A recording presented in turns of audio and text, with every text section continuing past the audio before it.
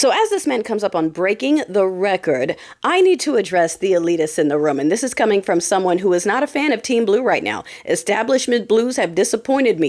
Y'all know I was up here going takedown or takeover. It must be a takedown. And then I watched as it was a takeover and I was like, okay, time to switch hats. It's up to us. Okay.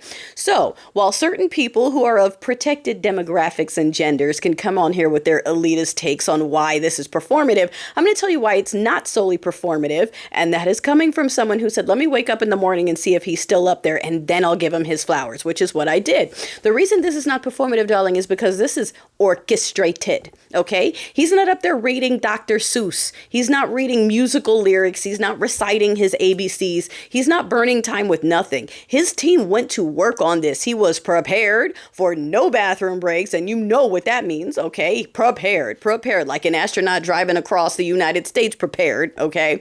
And they had materials, letters from American citizens, okay? Headlines and stories and numbers and data that has not been named on the mainstream media because the regime owns every outlet. And when I say owns, I don't mean financially. I mean, they are tied into everyone.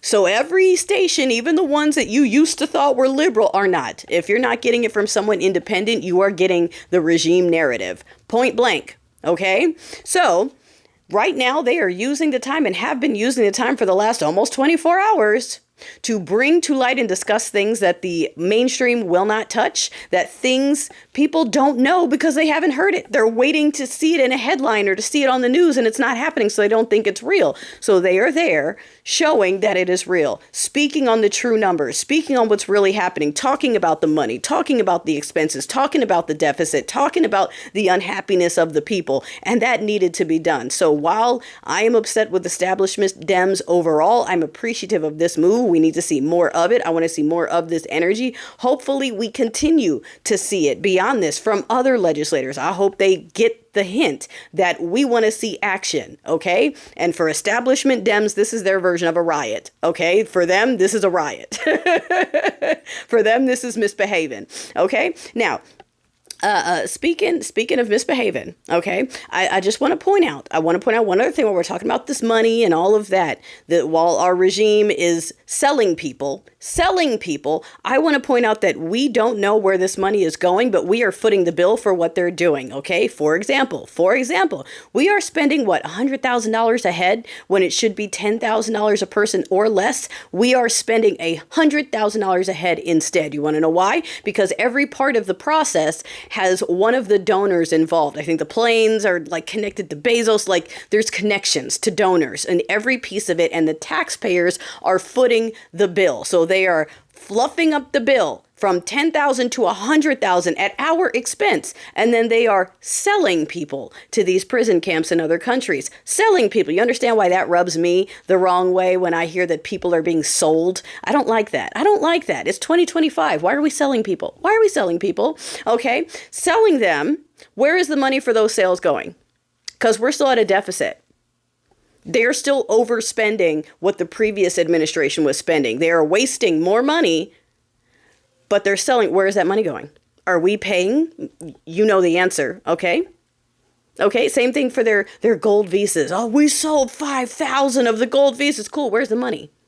Where is it? You're selling citizenship for whatever the price was a pop. Is the money in the tax bucket? Where is it? Is it going to the country or is it going to the rich people? We don't know.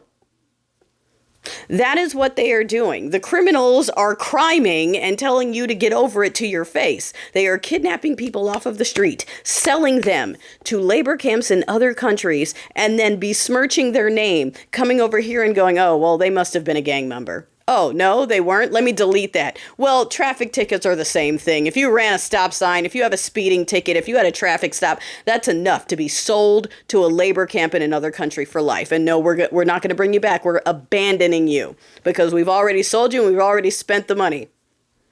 Oh, right. That's not even covering the people living in that Panama hotel indefinitely. We're just footing that bill forever. Someone's getting a piece of that, too. So at some point, y'all got to get over this experiment and say what you want. Like I said, I'm not a fan of establishment Dems right now either, but I will give Cory Booker his flowers today for doing what he is doing and calling attention and reading letters and quoting headlines and giving numbers that is not otherwise getting out there. And I hope we see clips of it replaying for all the people who have been asleep, for all the people who think it's not that bad, for all the people who don't know because they just pass by a screen and they see something weird like, oh, he's trying to stay again. Ha ha, he won't do it, because that's the media's take on everything, is normalizing and minimizing. They don't know how bad it is. So, whatever it takes to wake people up, darling, I'm on board with it. Roll that up in your motivation ball for the 5th. And be ready, like I said, to go metal scraper on this litter box, because we got to remove all the turds, not just 1 or 2.